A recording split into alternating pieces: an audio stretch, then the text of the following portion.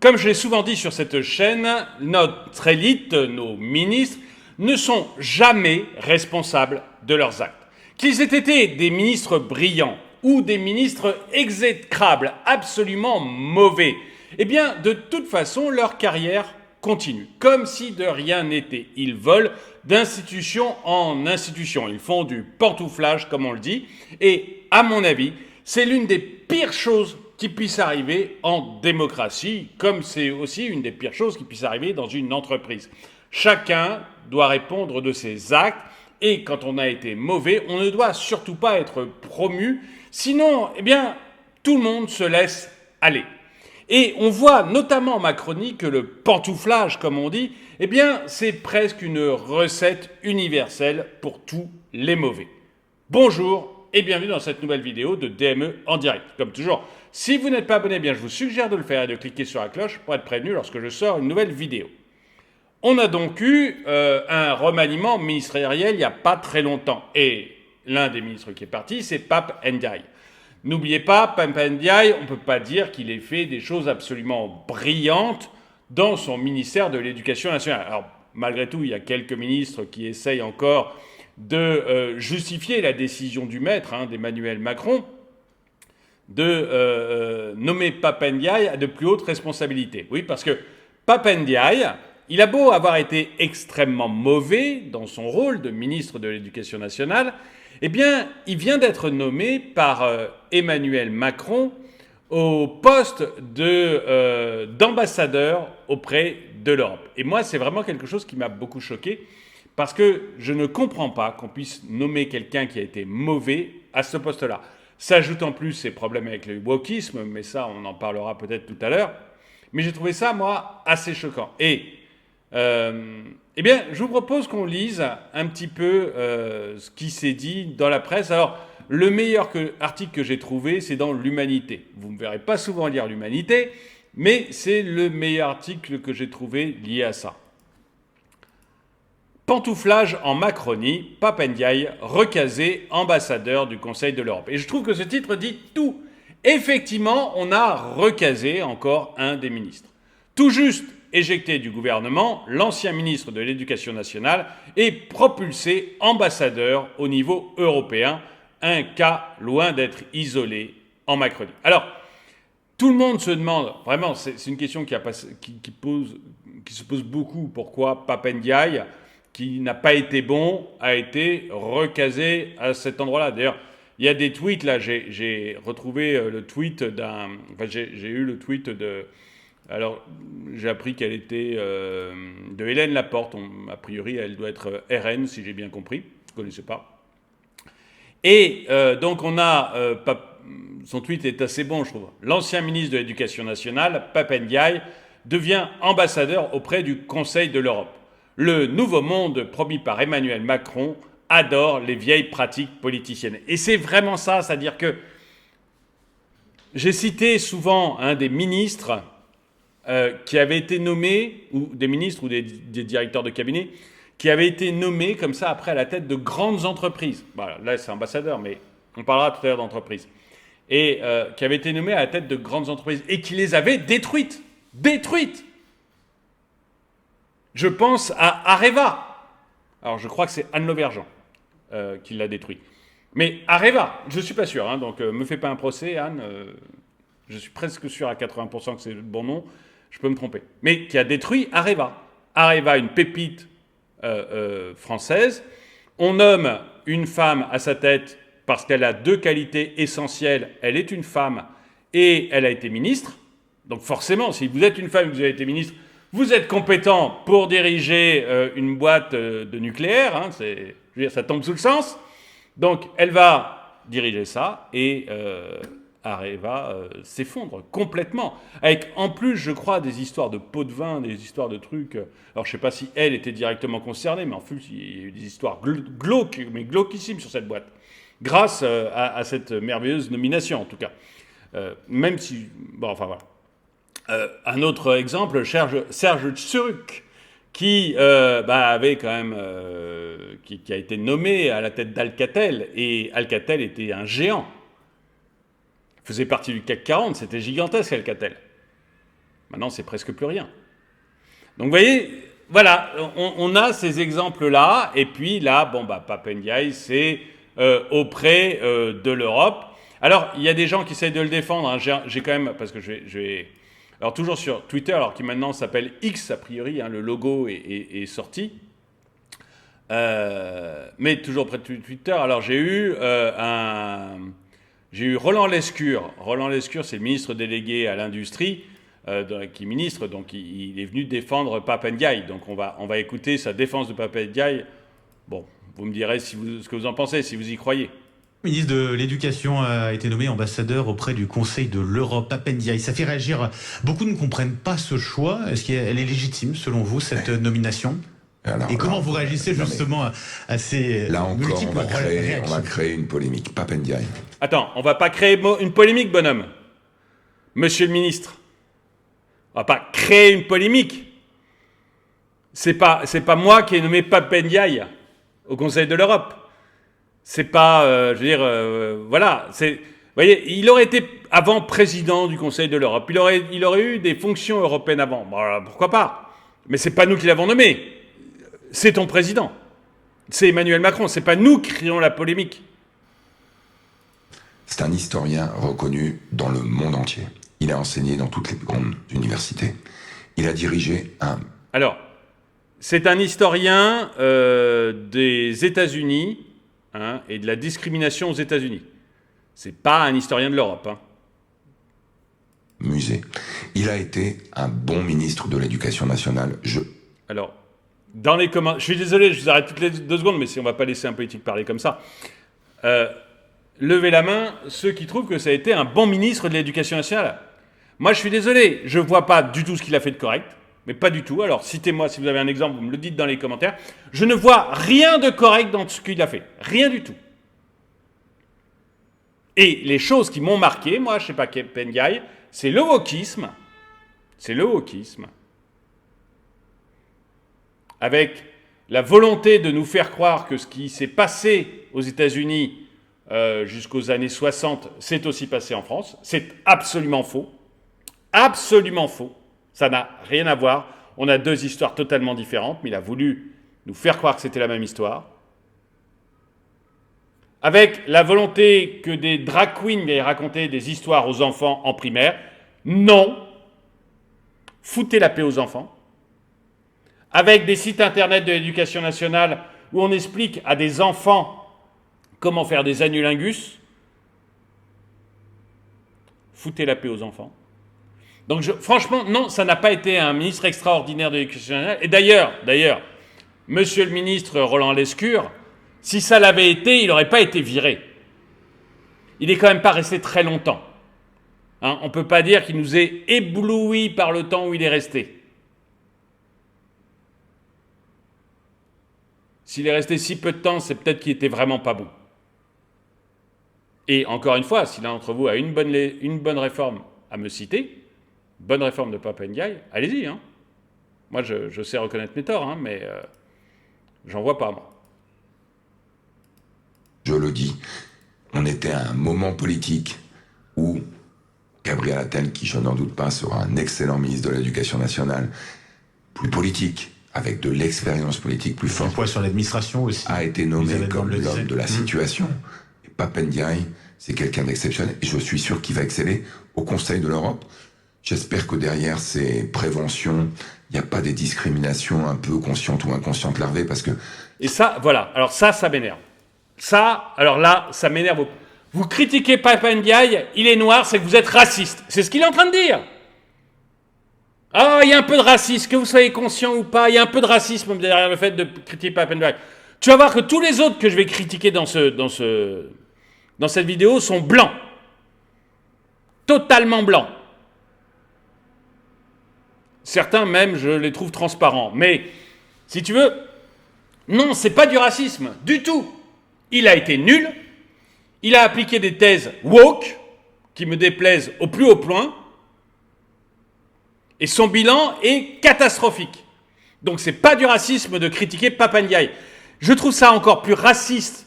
Je trouverais ça encore plus raciste de ne pas le critiquer uniquement parce qu'il est noir. Moi, vous êtes noir, vous êtes blanc, vous êtes breton, vous êtes algérien ou vous êtes russe, je vous critique de la même façon. Il n'y a que les obsédés du racisme, que les racistes en fait, qui ont cette obsession de la couleur de peau. Je me contrefous de la couleur de peau de Papa Ndiaye. Je m'en contrefous. Ce qui m'intéresse, c'est ses résultats. Est-ce qu'il a réussi? Est-ce qu'il a échoué? Eh bien, Papa Ndiaye a échoué. Complètement. Totalement. Je ne vois pas une seule chose positive dans ce qu'il a fait. Je n'ai entendu que des déclarations négatives de sa part. D'ailleurs, tu ne cites pas de bonnes choses. Donc, me traitez pas de raciste, ça me gave, je ne le suis pas, et franchement, si vous pensez que je suis, j'en ai rien à faire. Voilà, je vous le dis tel quel, je n'en ai rien à faire. C'est l'impression que vous avez, ouais. Papa Ndiaye, c'est un grand bonhomme, et moi je le connais personnellement, je le connaissais un peu avant qu'il soit nommé, je l'ai découvert depuis 1 an. Voilà, il passe à autre chose, mais cette autre chose, je suis intimement convaincu qu'il va le faire très bien. Ministre de... Bon, c'est difficile de faire plus langue de bois, vous serez d'accord avec moi. Donc, Papa Ndiaye est nommé à l'Europe, et c'est pas le seul, puisque là l'idée de la vidéo, c'est de parler justement du pantouflage en Macronie, un pantouflage qui, à mon avis, tue ce pays. On retourne avec l'article. Une semaine après avoir été débauché du gouvernement, Papa Ndiaye rebondit déjà. À l'issue du Conseil des ministres du 26 juin, l'ancien ministre de l'Éducation nationale devient ambassadeur, représentant de la France au Conseil de l'Europe. Peu importe qu'il n'a jusque-là encore jamais occupé de poste d'ambassadeur ou traité des sujets européens.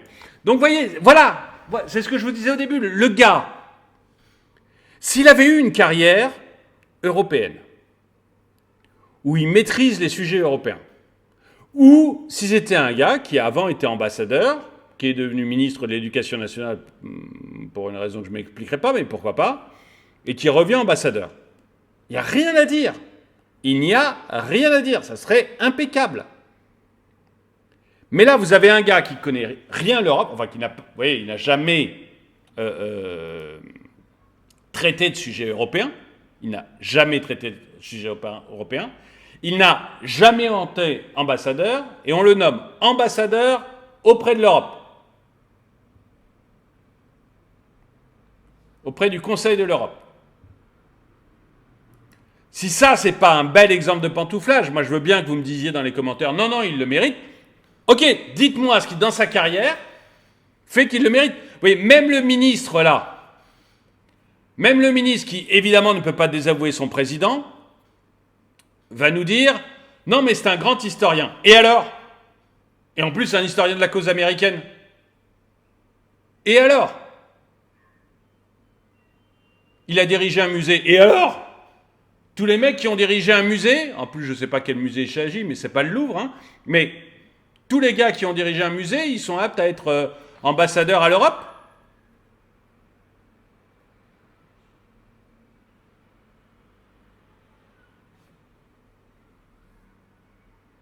Et si j'ai dirigé, je ne sais pas, le musée du Quai Branly, je peux être ambassadeur où?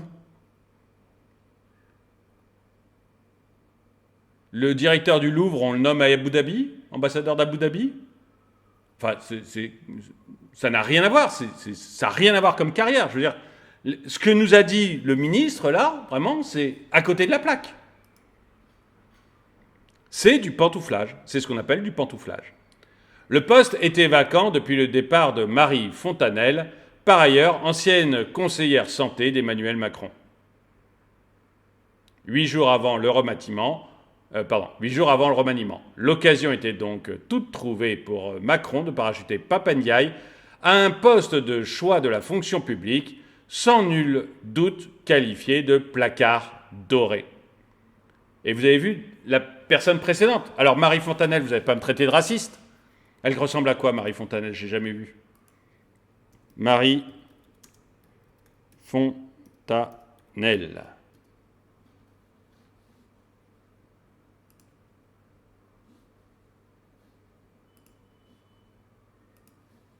Bon, Marie Fontanelle, elle est blanche, hein, donc si je dis que c'est à chaque fois du pantouflage, je suis raciste aussi avec Marie Fontanelle, on a le droit de le dire? Ou je deviens misogyne, là, parce que c'est une femme? Un coup je suis raciste, un coup je suis misogyne, c'est ça? Vous allez voir, j'ai aussi des hommes dans ma besace tout à l'heure. Des hommes blancs. Mais voilà, vous voyez, vous avez une conseillère santé, Marie Fontanelle, conseillère santé qui passe à l'Europe, ambassadeur de l'Europe, puis quand il s'en va, oh bah on va mettre quelqu'un, tiens, Pap Ndiaye, hop. C'est du pantouflage, mais c'est lamentable. Et je vais vous dire pourquoi c'est lamentable le pantouflage avant de continuer la vidéo.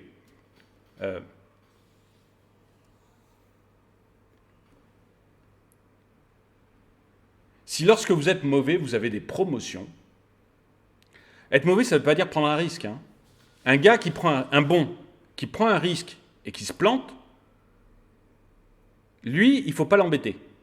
Parce qu'il a pris un risque, mais il a pris un risque calculé, il s'est trompé, c'est très bien. Si vous l'embêtez, plus personne ne prendra de risque. Donc vous devez le laisser tranquille. Mais un mauvais qui se plante, qui ne prend aucun risque, Pap Ndiaye, Marie Fontanelle, j'en ai aucune idée, mais Pap Ndiaye, zéro risque. Hein. Il se plante, il faut le punir, entre guillemets. C'est-à-dire qu'il ne faut plus qu'on le voie. C'est terminé. C'est terminé pour toi. Comme ça, tous les autres savent que être mauvais, ce n'est pas récompensé. Si vous récompensez les mauvais en leur donnant des promotions comme ça, ambassadeur à la Commission européenne, au Conseil de l'Europe, où on en a vu d'autres, j'en parlerai tout à l'heure, d'autres qui ont eu le même genre de truc, eh bien, en fait, tout le monde se dit, bah, je peux être mauvais, en fait. On s'en fout. C'est pas grave. Pourquoi je bosserais? Pourquoi je bosserais, puisque de toute manière, mon parcours sera le même. Je peux fuir en pleine pandémie, hein, si on regarde l'ancienne ministre de la Santé qui se barre juste au début de la pandémie de Covid. Je peux me barrer en pleine pandémie. Après, j'ai une promotion. Elle en a eu 2, elle. Oui, je peux faire ce que je veux, de toute manière. Et ça, c'est extrêmement mauvais, parce que, en fait, vous ne poussez pas en avant les bons, vous ne poussez pas du tout en avant les bons, puisqu'ils ont des récompenses, mais les mauvais aussi.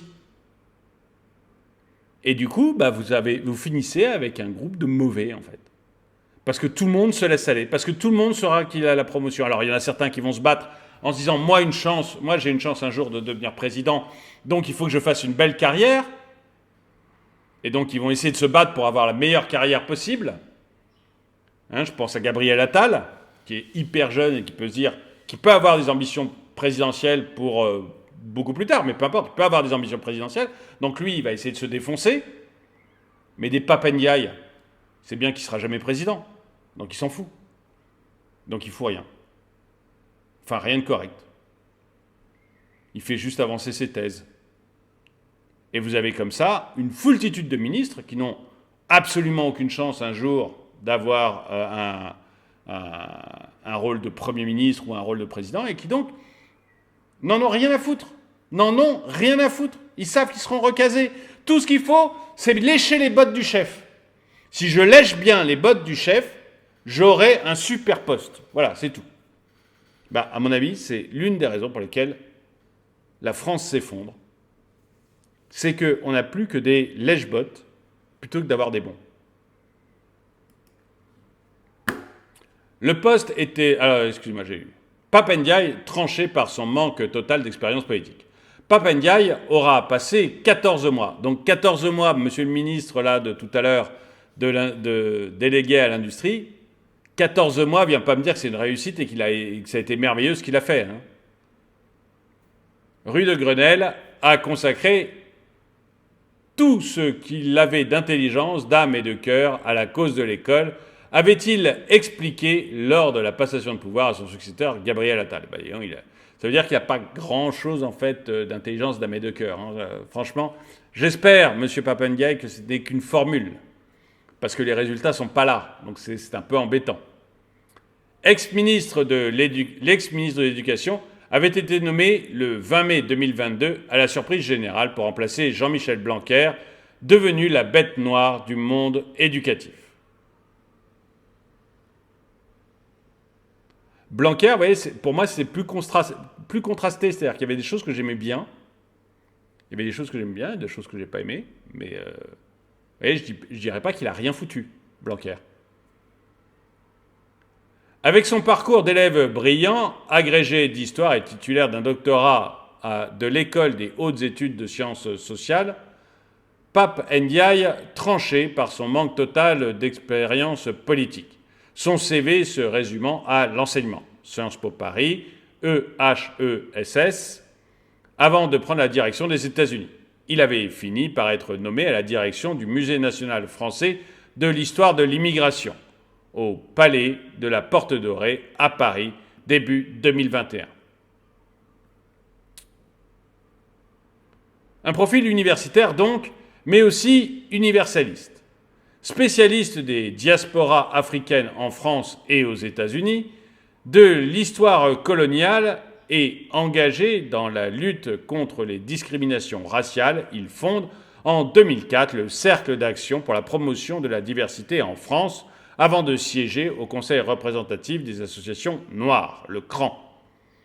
Assez éloigné de ses intérêts pour l'histoire nord-américaine, parce qu'il est spécialiste de l'histoire nord-américaine, que je vous le disais, et de l'étude des discriminations, il sera désormais chargé de promouvoir et de défendre les positions françaises au sein du comité des ministres du Conseil de l'Europe à Strasbourg, une institution internationale dont une des missions est de favoriser la démocratie et le respect des droits de l'homme dans l'ensemble des 46 pays membres. Et une des questions que je me pose, c'est est-ce qu'il va promouvoir en fait le wokisme? Est-ce que son agenda, c'est de promouvoir le wokisme parce qu'il est woke à fond, ou de promouvoir la France? Je veux dire, si c'est promouvoir le wokisme, ça ne m'intéresse pas beaucoup. Au contraire, ça me fait peur pour l'Europe. Et donc on va voir, oui, alors, voilà le cas de Papa Ndiaye. Donc là, vraiment, si vous n'êtes pas d'accord avec moi sur le fait que c'est un pantouflage, je pense que vous êtes de mauvaise foi. Mais dites-le moi dans les commentaires, j'accepte les critiques, moi.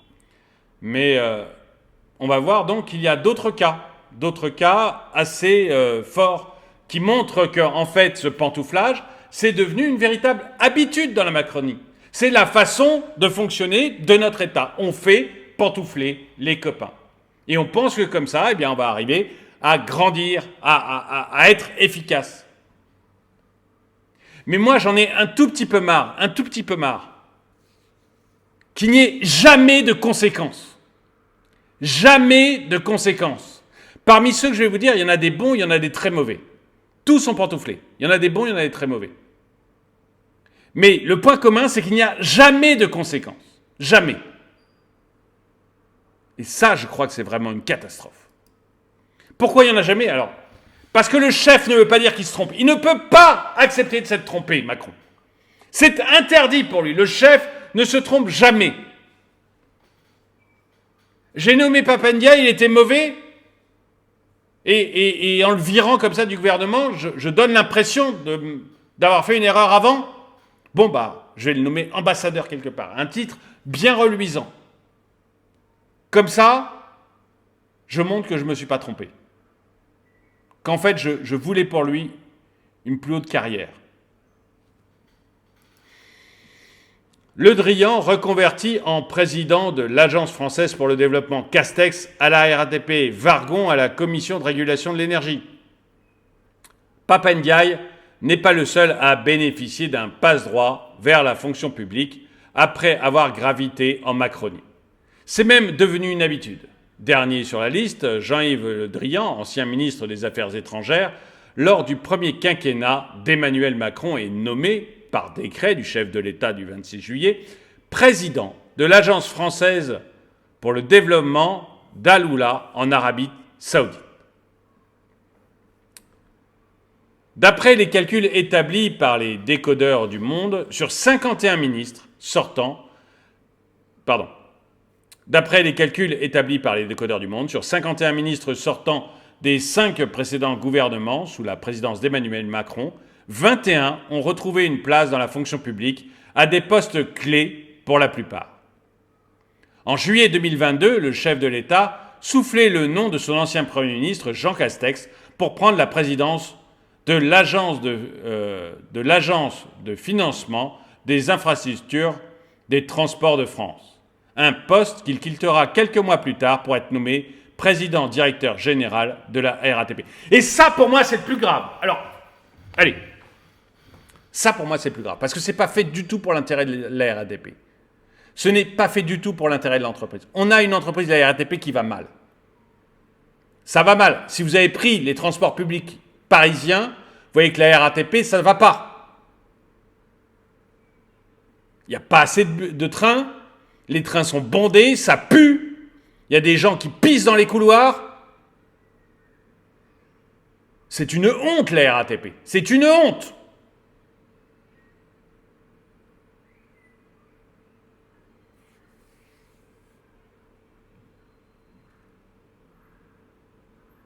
Et si on met Jean Castex à la tête de la RATP, c'est pas parce qu'il va permettre de redresser l'entreprise. Vous voyez, ce qu'il nous faudrait, c'est mettre un gars qui soit pas un politique et qui soit capable de redresser l'entreprise pour en faire quelque chose de bien. Parce que dans un chien, quand vous avez le monopole sur l'Île-de-France, vous devez être capable de faire un truc fantastique. Cette boîte, ça devrait être une machine à cash pour l'État. Et tout en étant une machine à cash pour l'État, ça devrait être un service nickel pour les usagers, puisque c'est les usagers à la RATP. Du coup, on leur demande de fermer leur gueule. Hein. Vous êtes des usagers, hein. Vous n'êtes quand même pas... Voilà. Cette boîte, mais ça pourrait être une pépite. Ça pourrait être une pépite. Si ce n'était pas public. Si ce n'était pas public, ça serait une pépite. Seulement voilà, comme c'est public, vous avez comme ça, on nomme un ancien Premier ministre. Est-ce qu'il a brillé comme gestionnaire, Jean Castex ? Regardez la dette, regardez les budgets. C'est pas un brillant gestionnaire. Est-ce qu'il avait quelque chose à voir avec la RATP avant ? Parce qu'encore une fois, si ça avait été un gars qui avait été cadre supérieur, voire DG de la RATP ou de la SNCF, et qu'on lui dise, bon, maintenant, écoute, on te prend comme Premier ministre, il fait son bout de Premier ministre, puis quand il repart, on dit, bon, tu retournes à ta SNCF, à ta RATP, tiens, on va te nommer PDG de la RATP parce que ton parcours montre que tu seras un excellent PDG de la RATP. Pas du tout. Pantouflage. Pantouflage, et on va détruire encore un peu plus cette entreprise. On va détruire encore un peu plus cette entreprise. Sans compter ce que l'on dit aux salariés. Les salariés de la RATP. Votre patron qui arrive, c'est juste un mec de pantouflage. Et vous le savez. Vous savez qu'il n'est pas là parce qu'il est bon, vous savez qu'il n'est pas là parce qu'il connaît bien l'entreprise, vous savez qu'il est là uniquement parce que c'est le copain du président de la République.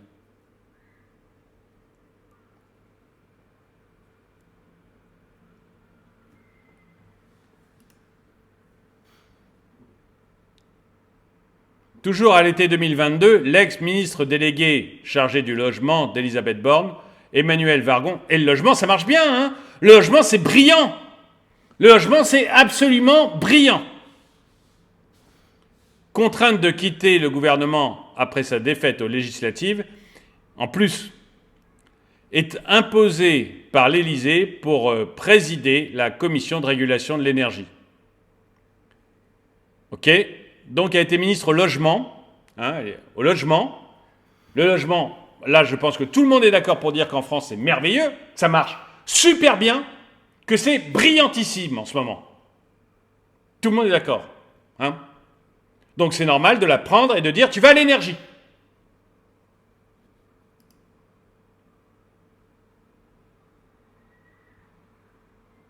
Tu vas à la commission, tu vas devenir la chef de la présidence de la commission de régulation de l'énergie. On ne va pas quand même mettre un ancien PDG d'EDF, un mec qui connaît l'énergie, un mec, un physicien nucléaire, par exemple, qui connaît super bien l'énergie pour diriger la commission de régulation de l'énergie. Ça serait trop bête. Foutons un politique qui a fait du logement. Comme ça, on est sûr que cet organisme va vachement bien marcher. Qu'est-ce que vous voulez que je vous dise? Tous ces organismes, en plus, pour la plupart, ils existent uniquement pour recaser les copains. Et ce, malgré l'opposition d'une majorité de parlementaires à la nomination de cette ancienne lobbyiste pour le géant industriel Danone.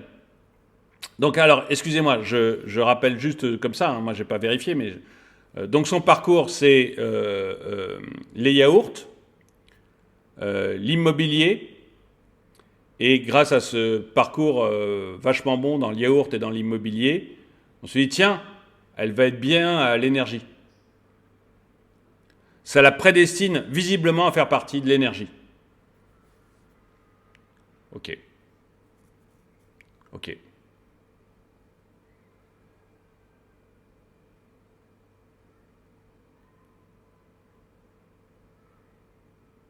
Dans ce cas, le patron de Lyoplait, il faudrait lui donner la direction d'une centrale nucléaire. Si le yaourt, ça prédestine à faire de l'énergie, le patron de Lyoplait, il faut le mettre à une centrale nucléaire. Hein. Il ne faut pas hésiter même. Hein. Dans la même lignée, après son échec aux législatives, Amélie de Montchalin quitte le ministère de la Transition écologique. Quelques mois plus tard, cette ex-lobbyiste d'AXA hérite du poste d'ambassadrice représentant permanente de la France auprès de l'OCDE. Ok. Les assurances, la transition écologique, l'OCDE. Tout va bien. Ça semble tout à fait cohérent. Citons aussi l'ancien ministre de l'Intérieur, Christophe Castaner, propulsé en novembre 2022 président du conseil d'administration de la société concessionnaire des autoroutes et tunnels du Mont-Blanc. Puis au conseil de surveillance du grand port maritime de Marseille. Putain, la brancade de la CGT. Non mais qu'est-ce que vous voulez? Moi, ah oui, alors Agnès Buzyn, ça sera le bon point. Mais Castaner, alors, hyper mauvais ministre de l'Intérieur. Je pense que tout le monde est d'accord là-dessus. Il n'y a pas l'ombre d'un doute, quoi. Il était d'ailleurs tellement mauvais qu'on lui avait mis un deuxième ministre de l'Intérieur pour le suppléer parce qu'il ne connaissait rien, le pauvre. Eh ben, il se barre. Bon, bah, je vais te donner le port de Marseille. Ok. Ça aussi, ça va vachement redresser le port de Marseille, hein, parce que je vous rappelle que les bateaux, maintenant, ils viennent décharger plutôt en Italie. Et ils préfèrent faire tout le chemin en camion pour revenir en France. Donc les bateaux, ils ont arrêté de venir à Marseille, ils vont dans les ports italiens, ils déchargent leur cargaison, parce que là, ils sont sûrs de pouvoir décharger parce qu'il n'y a pas de grève. Déchargent leur cargaison, ils les mettent après sur des camions, les camions viennent en France. Alors, pour pallier à ça, pour redonner au port de Marseille toute sa force, toute sa vigueur, on met Christophe Castaner. Ça semblait évident, moi je suis d'accord, ça semble couler de source. Si je veux rendre à Marseille sa vigueur, au port de Marseille, pour qu'il concurrence absolument les ports italiens qui nous ont piqué tout le trafic, il faut mettre Christophe Castaner, c'est vrai, il n'y a pas de doute. Et alors Agnès Buzyn, c'est le pompon. Agnès Buzyn, recasée de la direction à la direction de l'Organisation mondiale de la santé. Agnès Buzyn, vous savez, la ministre de la Santé, qui s'est enfuie à toutes jambes quand est arrivée l'épidémie de Covid-19. Je vous rappelle, c'est elle qui laissait venir tous les Chinois en disant « Mais non, c'est pas la peine de mettre une frontière comme ça à l'aéroport. Certes, il y a le Covid-19 en Chine, mais il ne prend pas l'avion. Donc il sort du nez des gens qui sont dans l'avion, les gens arrivent, ils restent en Chine, les gens arrivent en France, ils sont hyper sains, on leur demande de se tester s'ils veulent, hein, c'était si vous voulez, donc évidemment tout le monde s'est testé évidemment, hein. Si vous voulez vous tester, vous n'êtes pas obligé, et puis après ils vont faire ce qu'ils veulent, quoi, c'est cool. Hein, puis au moment donc ça c'était brillant. Et après, par contre, tous les Français, eux, ils étaient coincés chez eux. Hein. Là, on les enfermait chez eux parce que Autant le Chinois, il peut faire des milliers de kilomètres en avion, il n'y a aucun problème. Jamais ça ne permettra au virus de passer. Autant le Français, lui, il ne faut surtout pas qu'il sorte de son appartement sans une attestation écrite de sa main et signée. Hein. Donc Agnès Buzyn, elle, c'est celle qui s'est enfuie à toutes jambes, juste après avoir laissé rentrer les Chinois et nous avoir expliqué qu'il ne se passait rien. Et quand elle a vu qu'il se passait quelque chose, elle s'est enfuie. Donc, fatalement, hein, un ministre qui s'enfuit, un ministre de la Santé qui s'enfuit en cas de pandémie, il faut le remercier. Il faut absolument le récompenser. Donc, elle a eu la Légion d'honneur, puis elle a été mise à l'OMS. Voilà. Ça semble parfaitement logique. Tout ça est logique. Tout ça tombe sous le sens. La liste est longue, puisque le chef d'État semble ne jamais oublier ses anciens compagnons, au risque de provoquer des polémiques et de nourrir des soupçons de conflit d'intérêts, notamment lorsque ses fidèles sont recasés à des postes de forte influence dans le secteur privé, ce qui est une catastrophe, parce que ça, c'est le meilleur moyen de détruire des entreprises. Je vous ai parlé d'Alcatel, je vous ai parlé d'Areva, je suis certain que dans les années qui viennent, avec les copains de Macron, je vais pouvoir vous parler d'autres grosses entreprises qui se sont effondrées, parce qu'elles avaient un président qui avait été imposé par l'État, mais qui n'avait absolument aucune compétence pour le faire. Donc dites-moi ce que vous en pensez. Merci d'avoir regardé la vidéo. Dites-moi ce que vous pensez de toutes ces pantouflades. Et si c'est normal de le faire, et si c'est bien, et si, après tout, c'est le privilège de l'État, et pourquoi pas. Hein, puisque nous, on est des gueux, on n'avait qu'à fermer nos bouches. On peut quand même pas aller râler, il ne faut pas exagérer. Bon, en tout cas, merci d'avoir regardé la vidéo. Mettez-lui un pouce vers le haut, commentez-la, partagez-la. Merci à tous ceux qui soutiennent la chaîne. Et moi, je vous dis à très bientôt.